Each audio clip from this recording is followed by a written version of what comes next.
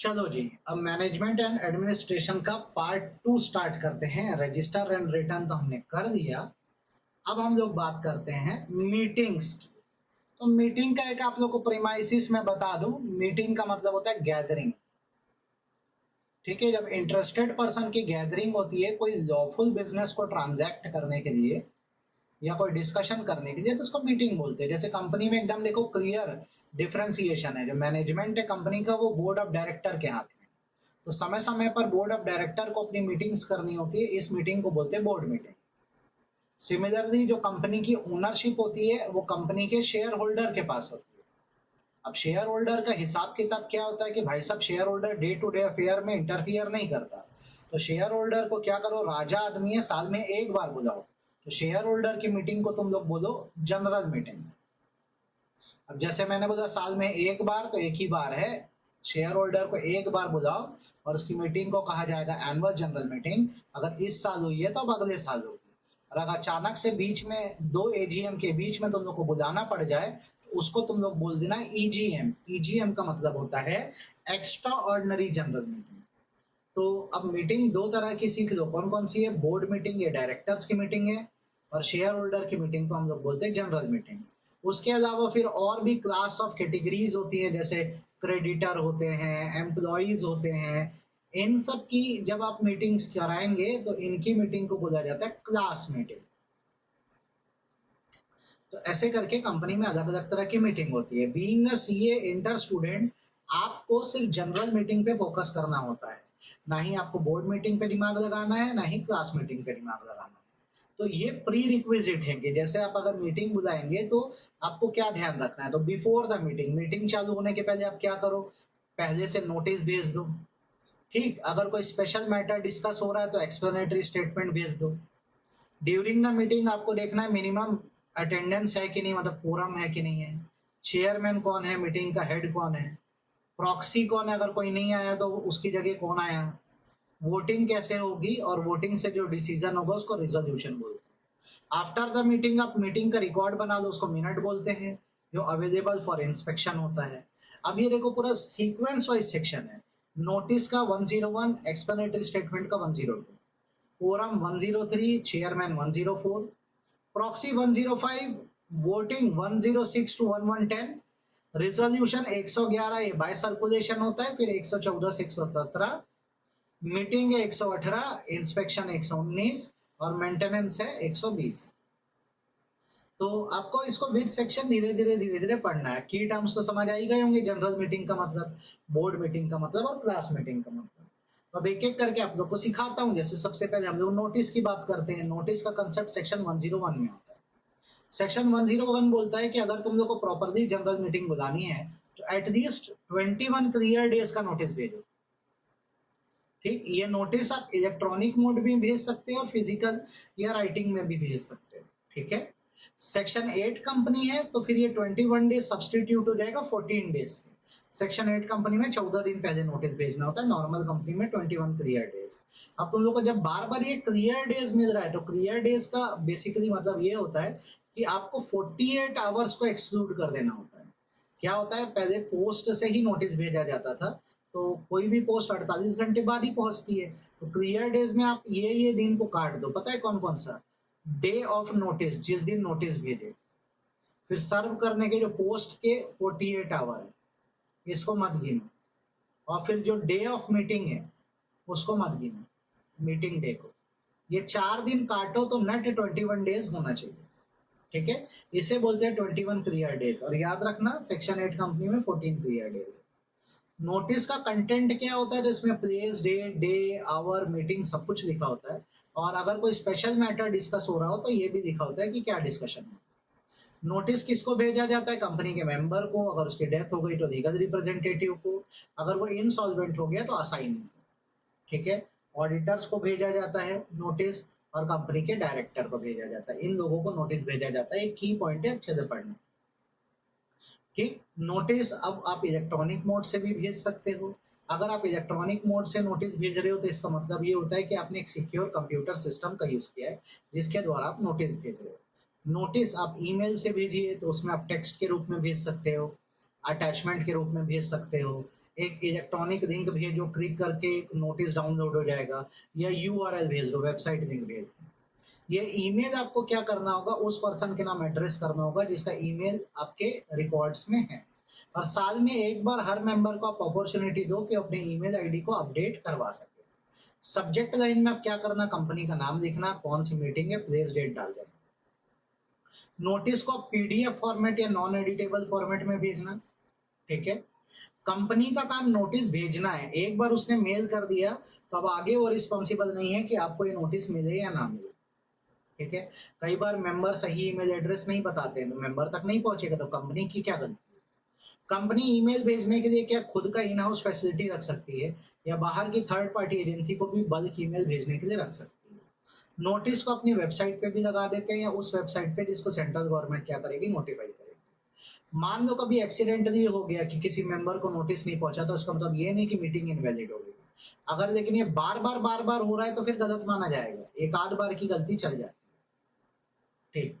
आप वैसे तो नोटिस 21 क्लियर डेज का भेजते हैं, लेकिन अगर जल्दी आपको मीटिंग बुलाना है तो शॉर्टर नोटिस पे बुला सकते हो। इसके लिए 95% मेंबर के आप कंसेंट दे दो, आप जल्दी भी मीटिंग बुला सकते हो, ठीक। मीटिंग बुलाने की अथॉरिटी किसके पास है, तो उस पर्सन के पास जिसको बोर्ड ने ऑथराइज किया है। और अगर बिना बोर्ड ऑथराइजेशन की मीटिंग का नोटिस भेजा गया तो नोटिस इनवैलिड है। हाउएवर उसको बोर्ड ऑफ डायरेक्टर रेटिफाई या कंफर्म कर सकते हैं। यह है पूरी कहानी किसकी, सेक्शन 101, ठीक है। अब उसके बाद आता है सेक्शन 102। सेक्शन 102 है एक्सप्लेनेटरी स्टेटमेंट। इसको समझने के लिए आपको नीचे में कुछ बातें बता रहा हूँ, ये समझना होगा कि जब कभी भी बच्चों एनुअल जनरल मीटिंग होती है तो वहां पर जो मेनली डिस्कशन होता है उसको ऑर्डिनरी बिजनेस बोलते हैं। चार बातें होती हैं जो एनुअल जनरल मीटिंग में डिस्कस होती हैं। सबसे पहली बात फाइनेंशियल स्टेटमेंट्स, और जो बोर्ड रिपोर्ट और ऑडिटर रिपोर्ट होती है वो शेयर होल्डर के सामने रखी जाती है। दूसरा, डिविडेंड डिक्लेयर किया जाता है। तीसरा, डायरेक्टर्स को रिटायर किया जाता है और उनकी जगह नए डायरेक्टर लाए जाते हैं। और चौथा, ऑडिटर को अपॉइंट किया जाता है। कभी भी एजीएम में चारों ही मैटर डिस्कस होते हैं, इसको ऑर्डिनरी बिजनेस बोलते हैं। और अगर एजीएम में इनके अलावा कुछ भी और बात डिस्कस हो गई तो उसको स्पेशल बिजनेस बोला जाता है। वैसे ही जब ईजीएम बुलाई जाती है, एक्स्ट्राऑर्डिनरी जनरल मीटिंग, वो तो अलग से ही बुलाई जा रही है, तो उसमें हमेशा स्पेशल बिजनेस ही डिस्कस होता है, याद रखना, ठीक। तो अब क्या होगा, जैसे आपने क्या किया, स्पेशल बिजनेस डिस्कस करना है, तो आपको ना नोटिस के साथ एक शीट लगानी होगी जिसे एक्सप्लेनेटरी स्टेटमेंट बोलते हैं। उसमें यह बताना होगा कि ये जो स्पेशल बिजनेस डिस्कस हो रहा है इसमें किसी डायरेक्टर या मैनेजर का या केएमपी का या उनके रिश्तेदारों का कोई पर्सनल फायदा या इंटरेस्ट तो नहीं है, ठीक है। इनको बताना पड़ेगा ये इंटरेस्टेड है कि डिसइंटरेस्टेड। वैसी और भी जानकारी देना जिससे मेंबर को ये समझ आ जाए कि स्पेशल बिजनेस क्यों डिस्कस हो रहा है। खासकर यहाँ उन लोगों को तो अपना इंटरेस्ट खासकर डिस्क्लोज करना होता है जिनकी शेयर होल्डिंग कंपनी में 2% से ज्यादा है, ठीक। अगर आपने डिस्क्लोज नहीं किया कि उस ट्रांजैक्शन में आपका पर्सनल इंटरेस्ट है और आपका कोई गेन या एडवांटेज हो जाता है, तो आपकी जिम्मेदारी बनती है कि आप उस गेन को कंपनी को वापस करें। साथ ही साथ एक्सप्लेनेटरी स्टेटमेंट अगर भेजी ही नहीं जाती है तो जो ऑफिसर इन डिफॉल्ट है उनके ऊपर 50,000 का जुर्माना लगता है, या जितना भी बेनिफिट उन्होंने इस ट्रांजेक्शन से रिसीव किया उसका 5 टाइम व्हिचएवर इज हायर, ठीक। ये है सेक्शन 102 एक्सप्लेनेटरी स्टेटमेंट। फिर उसके बाद आता है कोरम। कोरम मतलब होता है पर्सनल प्रेजेंस। पर्सनल प्रेजेंस, कितने मेंबर के आने से मीटिंग चल सकती है, इसको कोरम बोलते हैं। ये मिनिमम प्रेजेंस को बताता है कि मिनिमम इतने लोग आने चाहिए। तो पब्लिक कंपनी में बोला जाता है 1000 मेंबर तक 5 मेंबर पर्सनली आ जाए तो कोरम बन जाएगा। 1000 से 5000 मेंबर में 15 मेंबर पर्सनली आ जाए तो कोरम बन जाएगा। और 5000 से अगर अधिक मेंबर है तो 30 मेंबर पर्सनली आ जाए तो कोरम बन जाएगा। प्राइवेट कंपनी में 2 मेंबर ही आ जाए पर्सनली तो कोरम बन जाता है। कोरम के कुछ बेसिक और एसेंशियल नियम है कि कोरम जो होता है उसको हाफ एन आवर में प्रेजेंट होना होता है, और वो प्रेजेंट नहीं होता तो meeting same day next week same time पे ट्रांसफर हो जाती है, या वो डे पे जिसको बोर्ड डिटरमाइन करे। और अगर ये मीटिंग शेयर होल्डर के रिक्वेस्ट से बुलाई गई थी, सेक्शन 100 मतलब ईजीएम में रिक्वेस्ट से बुलाई गई थी और उसमें कोरम नहीं आया तो कैंसिल हो जाएगी, ठीक है, याद रखना। अगर बोर्ड ऑफ डायरेक्टर कोई और डेट डिसाइड करते हैं मीटिंग को शिफ्ट करने की क्योंकि कोरम नहीं आया था, तो 3 डेज का एडवांस नोटिस देकर बताना पड़ता है सारे मेंबर को कि अब मीटिंग कब है। मान लो एडजर्न मीटिंग में भी कोरम नहीं आया तो जितने लोग प्रेजेंट है वही कोरम बना देंगे। ठीक है, याद रखना। ठीक, अब कुछ इंपॉर्टेंट पॉइंट्स है जो सेक्रेटेरियल स्टैंडर्ड 2 में दिए हैं कि जैसे मान लो कोई बॉडी कॉर्पोरेट है या कोई कंपनी है जो दूसरी कंपनी में शेयर होल्डर है, तो उसका जो ऑथराइज रिप्रेजेंटेटिव होता है उसको मेंबर ट्रीट किया जाता है और उसे कोरम में काउंट किया जा सकता है।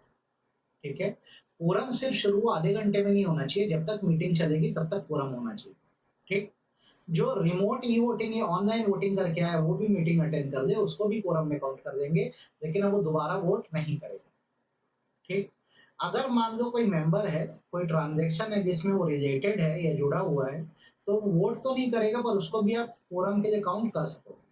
ठीक, अगर कोई मैटर पोस्टल बैलेट से या बाय पोस्ट वोटिंग से पास हो रहा है तो उसमें कोरम की रिक्वायरमेंट फिर नहीं रह जाती। तो ये पूरी कहानी है किसकी, सेक्शन 103 की, कोरम की, जो आप लोग को ध्यान रखना है।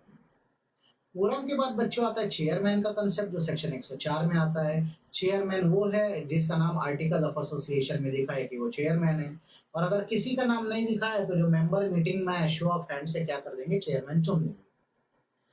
अब जिसे शो ऑफ हैंड से चेयरमैन चुने हैं, अगर उसके अपॉइंटमेंट से जो मेंबर है वो सेटिस्फाई नहीं है तो पोल की डिमांड कर सकते हैं। पोल मतलब पेपर वोटिंग होगी, वोटिंग पेपर के द्वारा वोट किया जाएगा, और जब तक इसका रिजल्ट नहीं आता जो शो ऑफ हैंड वाला चेयरमैन है अपनी गद्दी संभाल के रखेगा। फिर पोल का जब रिजल्ट आएगा तो दूसरा आदमी चेयरमैन बन जाएगा। चेयरमैन का काम है पूरे मीटिंग का डिसिप्लिन है, डेकोरम बना के रखना।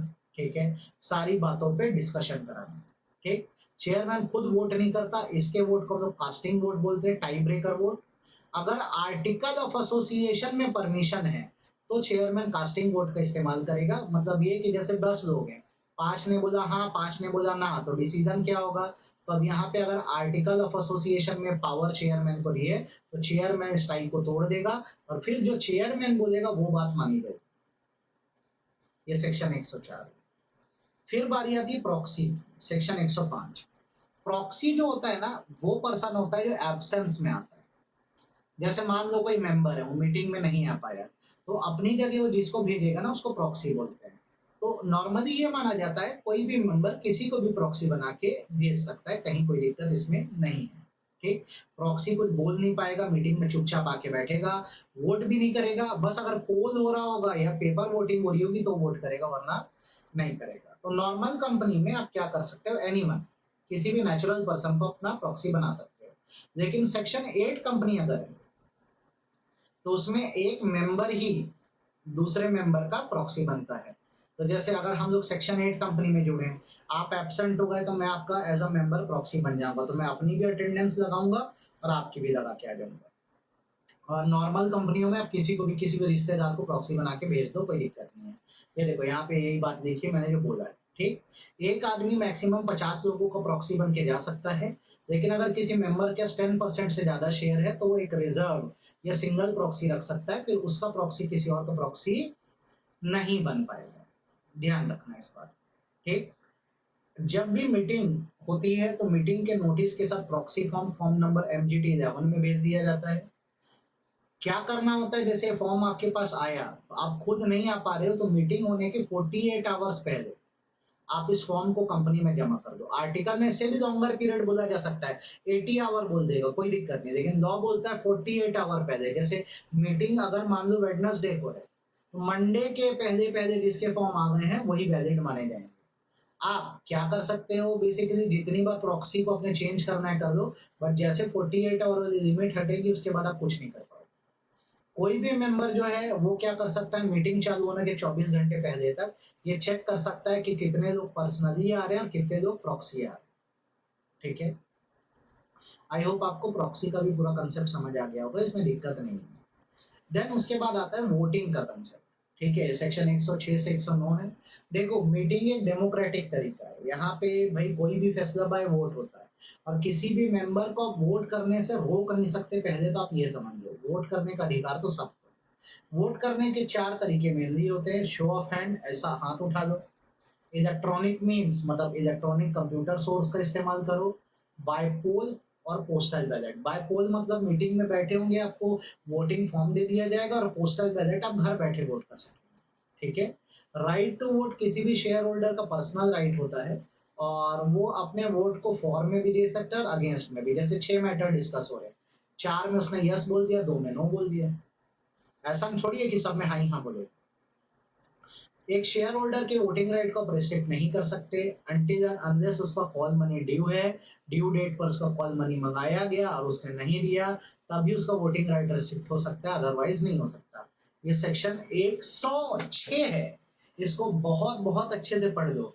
एक मेंबर के वोटिंग राइट को तुम नहीं रिस्ट्रिक्ट कर सकते, लेकिन अगर इसका कॉल मनी ड्यू है तो फिर कॉल का पैसा पाने के लिए आप क्या कर सकते हो, उसके वोटिंग राइट को आप रिस्ट्रिक्ट कर सकते हो। अब आगे पढ़ें तो जैसे ये हो गया सेक्शन 106। ठीक, अब आते हैं शो ऑफ हैंड पे। Voting by show of hand एक तरीका होता है। जैसे अगर पोल की डिमांड नहीं करी गई है तो कोई भी डिसीजन है बाय शो ऑफ हैंड हाथ उठा के दे दो। चेयरमैन यहाँ पर क्या करता है, डिक्लेयर कर देता है कि भाई by show of hand decision हुआ है, और उस चीज की एंट्री मिनट बुक में बना दी जाती है कि कितने लोगों ने हैंड रेस किया था। यही फाइनल एविडेंस होता है कि रिजोल्यूशन पास हो गया।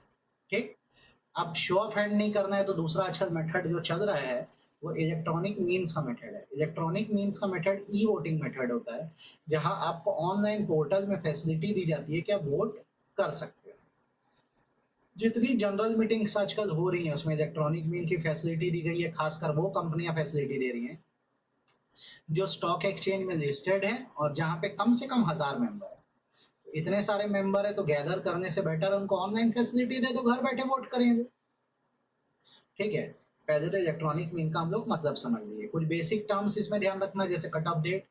जनरल मीटिंग के 7 दिन पहले की डेट को हम कट ऑफ डेट बोलते हैं, जिसमें डिसाइड किया जाता है कि भाई साहब कौन कौन ऑनलाइन वोट करने के लिए एलिजिबल है, इंटरेस्टेड है। ठीक है, साइबर सिक्योरिटी मतलब होता है सारी इंफॉर्मेशन कंप्यूटर रिसोर्स को अनऑथराइज एक्सेस से प्रोटेक्ट करना। इलेक्ट्रॉनिक वोटिंग सिस्टम एक सिक्योर सिस्टम होता है जिसके द्वारा आप आराम से वोट डाल सकते हो। ठीक, रिमोट ई वोटिंग वो फैसिलिटी होती है जहां आप जनरल मीटिंग के वेन्यू पे ना आकर आप जहां पर भी हो, जिस जगह पे स्विट्जरलैंड में बैठे वहीं से वोट कर दो। सिक्योर सिस्टम मतलब कंप्यूटर का हार्डवेयर सॉफ्टवेयर है जो रीजनेबली किसी भी मिसयूज से सिक्योर है, करेक्ट ऑपरेशन कर रहा है। ठीक है, जो फंक्शन है मतलब वोटिंग है उस काम के लिए बेहतरीन है। डन। अब कोई भी मेंबर जो है वो चाहे तो मीटिंग में आके भी वोट कर दे या इलेक्ट्रॉनिक मीन्स से भी वोट कर दे। इसका प्रोसीजर ऐसा होता है कि जब कंपनी 21 डेज पहले मीटिंग का नोटिस देती है, ठीक है, तो वो नोटिस भेजती है बाय स्पीड पोस्ट या बाय इलेक्ट्रॉनिक मीन्स या बाय कुरियर सर्विस। नोटिस को लोग अपने वेबसाइट पे भी डाल देते हैं, है ना। तो इसमें क्या होता है, ऑप्शन दिया जाता है, क्लियरली ये लिखा रहता है कि कंपनी इलेक्ट्रॉनिक मीन्स की फैसिलिटी दे रही है और ये बिजनेस जो है ट्रांजैक्ट होंगे। ठीक, ये फैसिलिटी जो है वो उन मेंबर्स को होगी जो अपना वोट जो है मीटिंग में आके फिर कास्ट नहीं करेंगे, वो ई वोटिंग से ही क्या करेंगे, डिसीजन लेंगे अपना। नोटिस में सारी बात बता दी जाएगी, किस मैनर में इलेक्ट्रॉनिक मीन्स का प्रोसेस चलेगा, टाइम शेड्यूल क्या होगा, लॉगिन आईडी कैसे मिलेगी, एक्सेट्रा। इस नोटिस को न्यूज़पेपर में पब्लिश कर दिया जाता है, एक वर्नाकुलर या लोकल न्यूज़पेपर में, एक इंग्लिश न्यूज़पेपर में, कि कैसे इलेक्ट्रॉनिक मीन से वोटिंग होगी, कौन सी तारीख से कौन सी तारीख पे रिमोट ई वोटिंग होगी, कब ये ई वोटिंग खत्म होगी। डिटरमाइन करने के लिए कि कौन कौन ई वोटिंग करेगा, कब कट ऑफ डेट क्या है, मतलब आप बता दो ई वोटिंग करने वाले हो, कैसे लॉगिन आईडी पासवर्ड दिया जा सके। ठीक है, ये जो वोटिंग लाइन होती है ई वोटिंग की 3 दिनों के लिए खुली रहती है और मीटिंग के एक दिन पहले शाम 5 बजे बंद हो जाती है। जो भी मेंबर ये रिमोट ई वोटिंग की फैसिलिटी लेना चाहता है वो बिल्कुल ले सकता है। ठीक है, कट ऑफ डेट से पहले बता दे कंपनी को कि वो अपना वोट ई वोटिंग से देगा। आई होप यहाँ तक आपको समझ आ गया है। ठीक, अब जितने लोगों ने ई वोट डाला उनके वोट लॉक हो जाएंगे।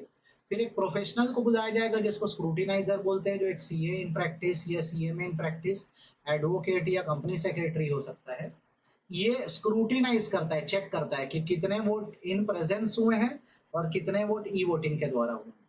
ठीक है, जो भी स्क्रूटिनाइजर बनेगा उसको अपना वो देना पड़ता है, कंसेंट लेटर कि मैं स्क्रूटिनाइजर बनना चाहता हूँ। चेयरमैन जो होता है जब पूरा डिस्कशन एंड हो जाता है तो फिर वो वोटिंग कराता है। तो अब होगा क्या, मीटिंग में जो लोग आए हैं वो वोट करेंगे, जो ऑनलाइन वोट है वो होंगे।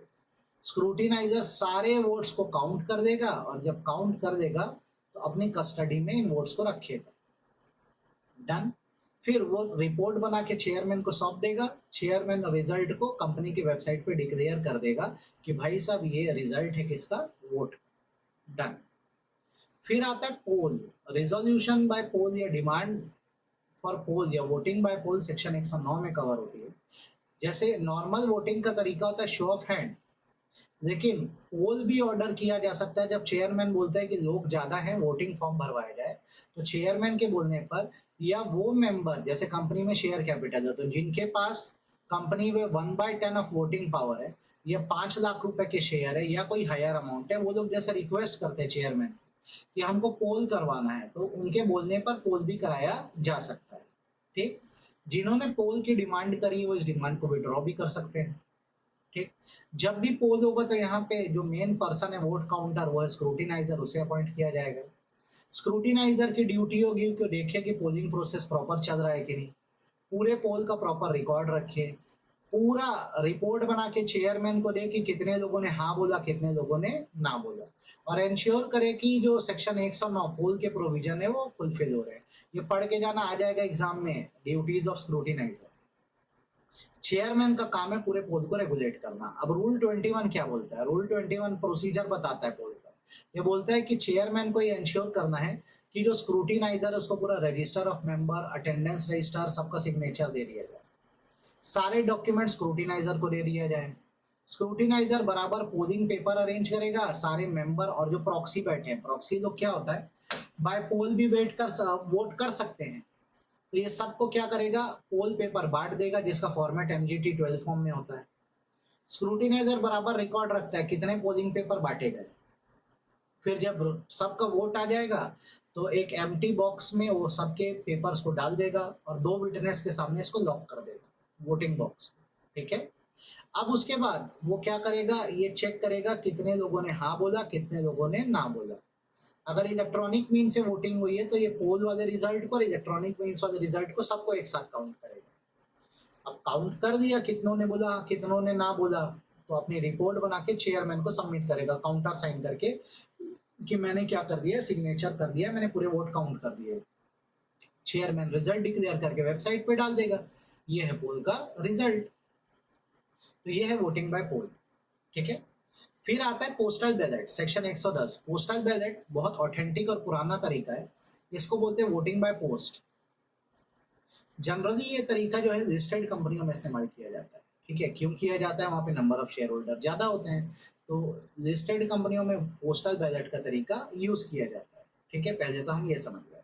अब ऐसा नहीं है कि हर मैटर पोस्टल बैलेट से पास हो, आपको भी यहाँ पे पढ़ना क्या है पता है, कौन से ऐसे मैटर है जो पोस्टल बैलेट से पास होते हैं। आपको मेनली इसी बात पे फोकस करना है, ये आपका फोकस पॉइंट यहाँ पे आएगा, कौन कौन से ऐसे मैटर है जो पोस्टल बैलेट से पास होते हैं। तो आप ये पढ़िएगा और इसको याद रखिएगा। जैसे कंपनी अपने मेमोरेंडम के ऑब्जेक्ट क्लॉज को चेंज कर रही है, या कंपनी अपने आर्टिकल ऑफ एसोसिएशन को चेंज कर रही है, कंपनी आउटसाइड सिटी अपने रजिस्टर्ड ऑफिस को लेकर जा रही है, कंपनी प्रोस्पेक्टस के थ्रू फंड रेज करिए पर उस पैसे को कहीं और लगाना चाहती है, कंपनी डिफरेंशियल वोटिंग राइट के शेयर इशू करना चाहती है, किसी शेयर से रिलेटेड राइट्स को वेरिएट करना चाहती है सेक्शन 48 के हिसाब से, कंपनी बायबैक करना चाहती है, डायरेक्टर्स का इलेक्शन करना चाहती है, अपनी अंडरटेकिंग बेचना चाहती है, या फिर दूसरी किसी कंपनी को लोन या गारंटी देना चाहती है, तो पोस्टल बैलेट के द्वारा ये फैसले लिए जा सकते हैं। मेरे बच्चों आप ध्यान रखें। ठीक। यहाँ भी वही स्क्रूटिनाइजर होता है, वो असेंट डिसेंट सब चीजों को काउंट करता है। ठीक। उसके बाद सेक्शन 111 आता है सर्कुलेशन ऑफ मेंबर्स रिजोल्यूशन। ये सिस्टम ये है कि जैसे देखो, जनरल मीटिंग का नोटिस 21 डेज पहले दे दिया गया कि मीटिंग होने वाली। अब मान लो कोई मेंबर है जिसका कंपनी में 1/10 शेयर, ठीक है, वो क्या कर सकता है, उसको लग रहा है कि मुझे कोई न्यू मैटर जो है अलग से डिस्कस करवाना है जनरल मीटिंग में, या जनरल मीटिंग में जो मैटर हो रहा है उस पे डिस्कस होने वाला है, उस पे मुझे कोई सजेशन देना है। ठीक। फिर सुन लो, जनरल मीटिंग होने वाली है, एक मेंबर है जिसके कितना शेयर्स है, 1/10 of paid up share capital है। इसको लग रहा है कि जनरल मीटिंग में जो डिस्कशन होगा उसके साथ मुझे एक और एजेंडा डिस्कस कराना है, या जो डिस्कशन हो रहा है उस पर मुझे कोई सजेशन देना है। तो मीटिंग के 14 डेज बिफोर ये अपनी तरफ से जो एजेंडा या मैटर है ये कंपनी को बता दे कि मैं चाहता हूं ये बात भी डिस्कस हो। कंपनी क्या करेगी, मीटिंग के 7 दिन पहले, ये तो 14 दिन पहले बता दिया है, मीटिंग के 7 दिन पहले ना कंपनी इस मैटर को सर्कुलेट कर देगी सारे मेंबर्स को कि कृपया आप जब मैटर आए मीटिंग में तो ध्यान रखें इस बात को भी डिस्कस करना है। इसे बोला जाता है सर्कुलेशन ऑफ मेंबर्स रिजोल्यूशन। ये कौन करवाता है, ऐसा मेंबर जिसके पास कंपनी के 1/10 ऑफ शेयर होते हैं, ठीक है, और शेयर कैपिटल नहीं है तो 1/10 वोटिंग पावर है किसी प्रकार से। वो क्या करता है, मीटिंग होने से पहले ही ये सर्कुलेशन भेज देता है कंपनी को, और कंपनी को बोलता है कि भाई साहब ये वाला मैटर भी मेरा डिस्कस करवा दो। ठीक, इसका जो भी खर्चा आएगा, ठीक है, वो पहले कंपनी करेगी और बाद में फिर वो उस मेंबर से वसूली कर सकती है। ये है सेक्शन 111, ध्यान रखना। अब उसके बाद आता है सेक्शन 112, 112। सेक्शन 112 जो हमारा है वो है रिप्रेजेंटेशन का कंसेप्ट। ठीक है, ये किसके लिए काम आता है, प्रेसिडेंट गवर्नर के लिए और कंपनीज के लिए काम आता है। देखो होता क्या है कि जैसे मेंबर है, आमतौर पे नेचुरल पर्सन या इंसान होता है, मेंबर का राइट है वोट करना, कोरम में काउंट होना, एक्सेट्रा। मेंबर जब एब्सेंट होता है तो अपनी जगह प्रॉक्सी को भेज देता है। ठीक, अब किसी कंपनी में मेंबर सिर्फ नेचुरल पर्सन नहीं, कंपनी में मेंबर जो है आर्टिफिशियल पर्सन भी हो सकते हैं। आर्टिफिशियल पर्सन वो होते हैं जिनकी खुद के हाथ पैर या अस्तित्व नहीं होता। अब इनको अगर मीटिंग में जाना है तो ये अपनी जगह, ये जैसे कोई कंपनी है वो खुद तो नहीं जा सकती मीटिंग में, तो अपनी जगह वो भेजती है रिप्रेजेंटेटिव को। अब ये रिप्रेजेंटेटिव जो होते हैं इनके पास वही अधिकार होते हैं जो एक मेंबर के पास होते हैं। मतलब ये वोट कर सकते हैं, अगर ये रिप्रेजेंटेटिव नहीं जा पाए तो अपनी जगह प्रॉक्सी को भेज सकते हैं।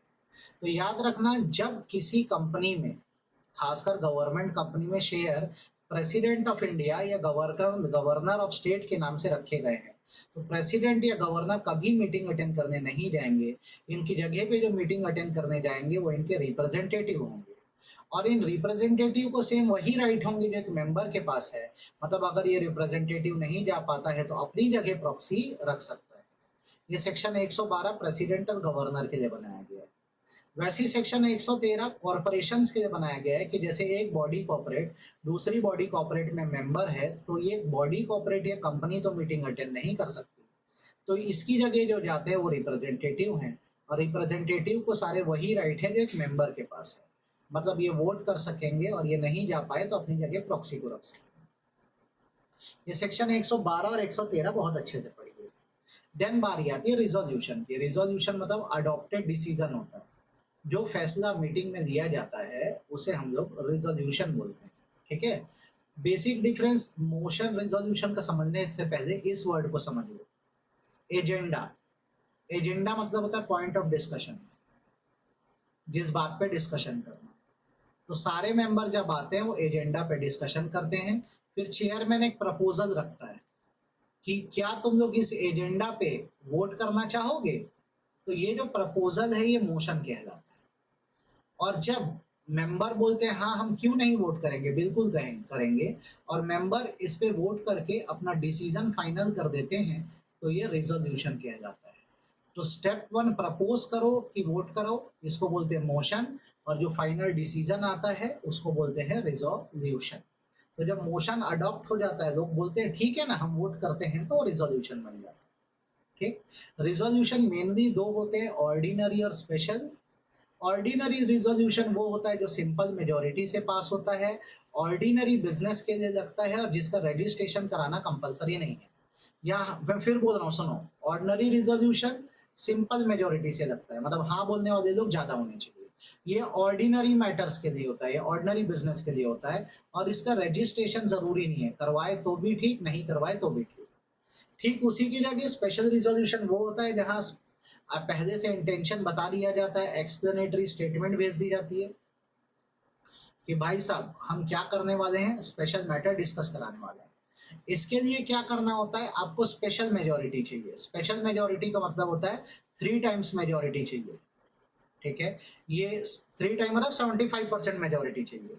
ये स्पेशल बिजनेसेस के लिए होता है और इसका आपको रजिस्ट्रेशन आरओसी के पास फॉर्म नंबर MGT 14 में करवाना होता है। बताना होता है आरओसी को कि भाई साहब हमने क्या कराया है, स्पेशल रिजोल्यूशन पास किया है। देखो पूरी कहानी डन। अब उसके बाद आता है section 115 resolution requiring special notice. Special notice वो मेंबर भेजते हैं जिनके पास कम से कम 1% वोटिंग पावर है या 5 लाख का कैपिटल है।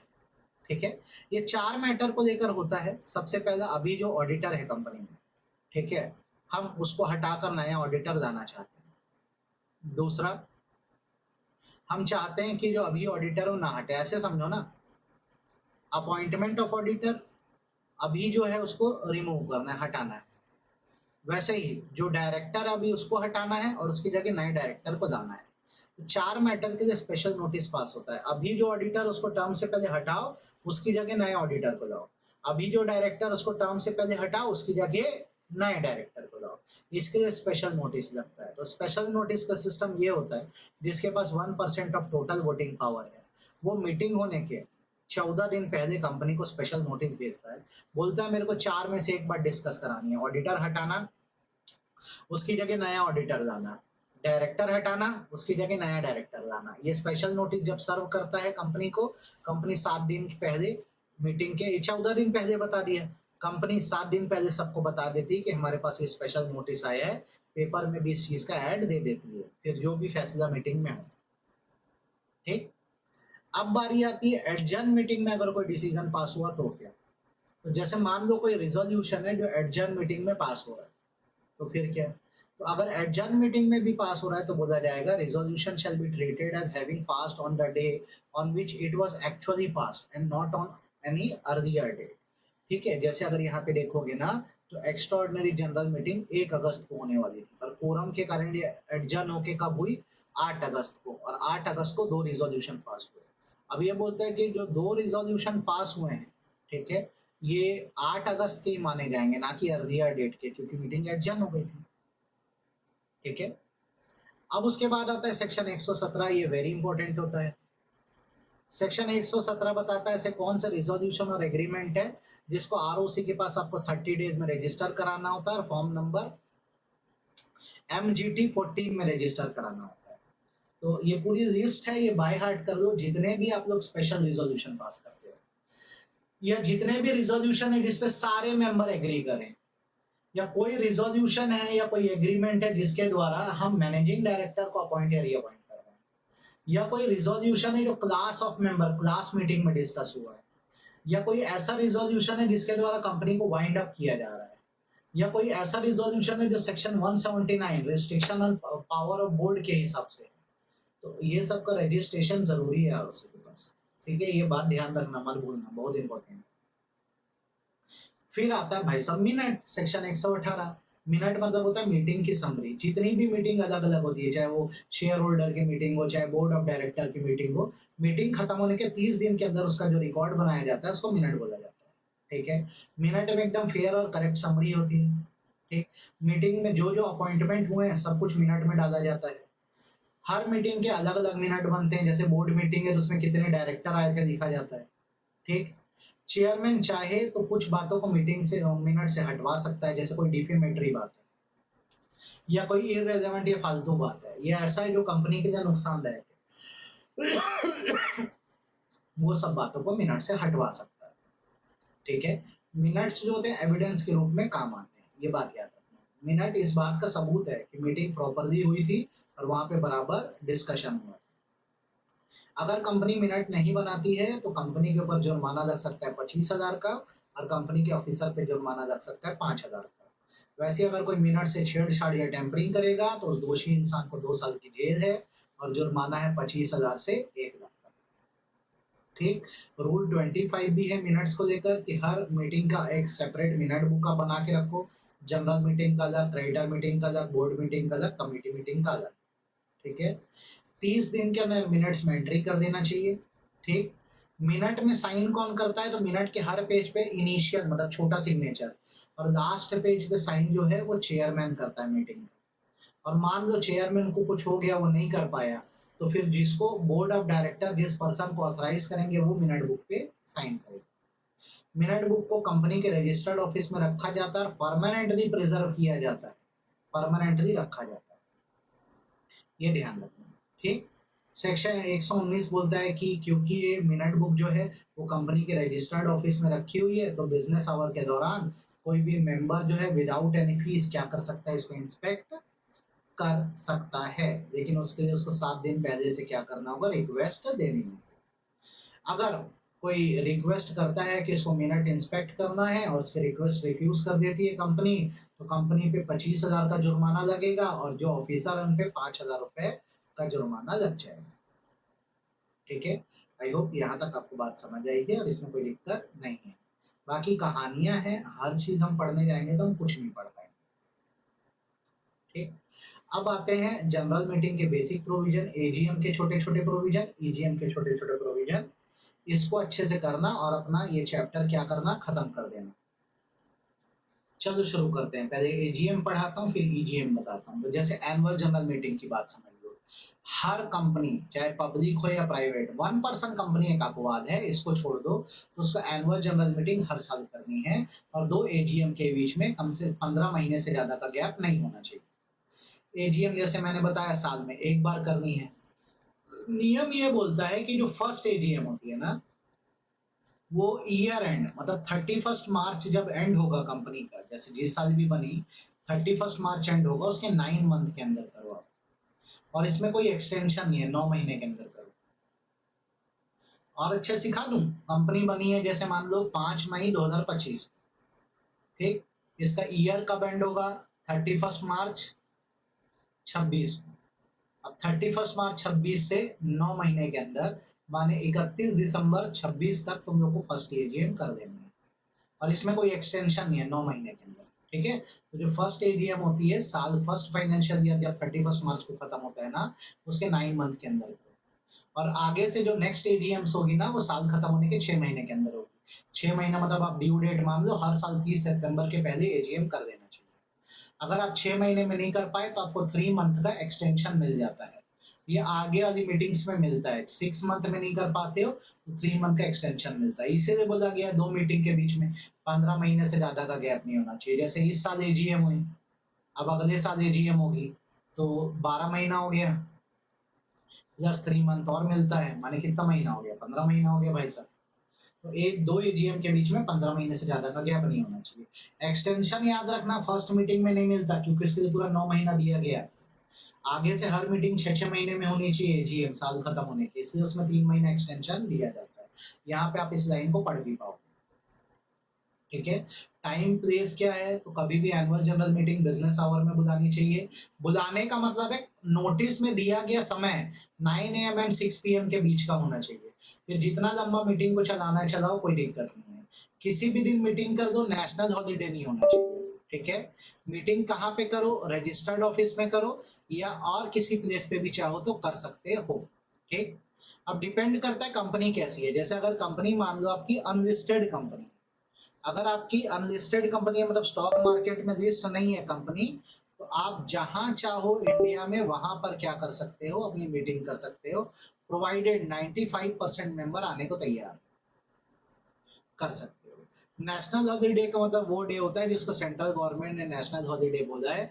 मतलब हमारे देश के हिसाब से बोलोगे तो 15 अगस्त, 26 जनवरी, 2 अक्टूबर, 3 नेशनल हॉलीडे। इसके अलावा अगर कुछ बनाना हो तो गवर्नमेंट बना सकती। ठीक है, अगर मान लो कंपनी एजीएम नहीं बुला पाती है तो नेशनल कंपनी लॉ ट्रिब्यूनल के पास पावर है कि वो एनुअल जनरल मीटिंग बुलवा सकती है और जो मेंबर प्रेजेंट होंगे उन्हीं को बोल देगी कि मीटिंग कैरी कर। ठीक, ये बात ध्यान रखना, मत भूलना, बहुत इंपॉर्टेंट है। ठीक, मैं एक्सपेक्ट करूं क्या तुम लोग को यहाँ तक समझ आ गया है, हाँ या ना बता देना। ठीक, अगर मान लो तुम लोग एजीएम नहीं कर पाते हो तो क्या होगा, एजीएम ना कर पाने पे 1 लाख का जुर्माना है कंपनी पे। ठीक है, और आगे जब तक नहीं करोगे 5,000 रुपए पर डे।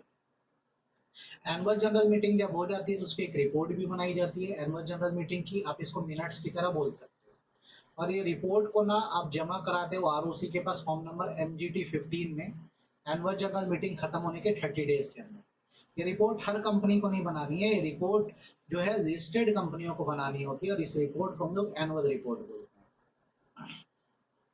इस रिपोर्ट में मीटिंग में क्या कुछ हुआ ना पूरा कंटेंट डालते हैं कि मीटिंग कौन से डेट आवर पे थी, ठीक है, चेयरमैन कौन था, कौन कौन मेंबर मीटिंग अटेंड करे, कोरम था कि नहीं, एक्ट सारे फॉलो हुए कि नहीं, क्या बिजनेस ट्रांजैक्ट हुआ, ठीक, कौन कौन सी साल भर में मीटिंग पोस्टपोन हुई है, और सारे पॉइंट डाले जाते हैं। ठीक, अगर मान लो लिस्टेड कंपनी ये एनुअल रिपोर्ट एजीएम होने के 30 दिन के अंदर जमा नहीं कराती है तो कंपनी के ऊपर 1 लाख का जुर्माना है, ठीक है, और जब तक ये नहीं जमा कराएगी 500 रुपए पर डे, मैक्सिमम 5 लाख। और कंपनी के जो ऑफिसर इन डिफॉल्ट है उन पे मिनिमम 25,000 का जुर्माना है, और जब तक नहीं करेंगे 500 रुपए पर डे, मैक्सिमम 1 लाख। ये हो गया आपका एजीएम का प्रोविजन पूरा पूरा खत्म। अब इसके बाद आता है ईजीएम। ईजीएम बड़ा सिंपल सा है, सेक्शन 100। सारी मीटिंग एनुअल जनरल मीटिंग है, उसके अलावा जो भी मीटिंग है वो एक्स्ट्राऑर्डिनरी जनरल मीटिंग है, दो एजीएम के बीच में बुलाई जाती है। आपको बस ये पढ़ना है कि इसको बुलाया कैसे जाता है। तो एक्स्ट्राऑर्डिनरी जनरल मीटिंग को बोर्ड ऑफ डायरेक्टर बुला सकते हैं जब उनको फिट या जरूरी लगेगा तब, ठीक है। दूसरा, कई बार जो एक्स्ट्राऑर्डिनरी जनरल मीटिंग होती है रिक्वेस्ट पर भी बुलाई जाती है। जैसे अगर कंपनी में शेयर कैपिटल है और वो मेंबर जिनके पास 1/10 ऑफ शेयर कैपिटल है, और मान लो कंपनी में शेयर कैपिटल नहीं है तो जिनके पास 1/10 ऑफ वोटिंग पावर है किसी रास्ते से, अगर वो कंपनी में रिक्वेस्ट करते हैं कि भाई साहब हमारे ईजीएम बुला दो, तो रिक्वेस्ट करने के 21 से 45 दिन के अंदर बोर्ड ऑफ डायरेक्टर को ईजीएम बुलानी पड़ती है। ठीक, थर्ड, अब इन्होंने रिक्वेस्ट डाली थी तो बोर्ड ऑफ डायरेक्टर को 21 से 45 दिन में ईजीएम बुलानी थी। बीओडी फेल हो जाते हैं, नहीं बुला पाते 21 से 45 दिन में, तो ये लोग क्या करेंगे, 45 दिन के बाद विद इन 3 मंथ खुद ही से इकट्ठा हो जाएंगे और खुद की मीटिंग कर देंगे। इसको बोलते हैं रिक्विजनिस्ट देमसेल्फ। बोलेंगे कंपनी हमारी है, हम तुम्हारे पास रिक्वेस्ट डाले क्यों नहीं करें हमारी मीटिंग, हम खुद इकट्ठा हो जाते हैं। तो ये चीज ये लोग 3 महीने के अंदर अंदर कर देते हैं, ठीक है। इसका जो भी खर्चा होगा फिर वो कंपनी उठाएगी बाद में। डन।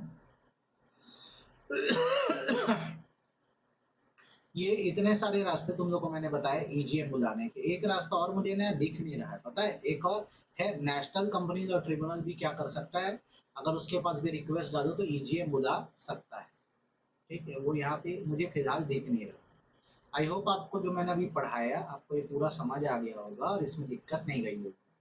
रेस्ट ऐसा कुछ और खास नहीं है, यही मैनेजमेंट एडमिनिस्ट्रेशन है। अगर इतना भी पढ़ लोगे तो एग्जाम में बहुत अच्छे नंबर आ जाएंगे जो मैंने पढ़ाया है।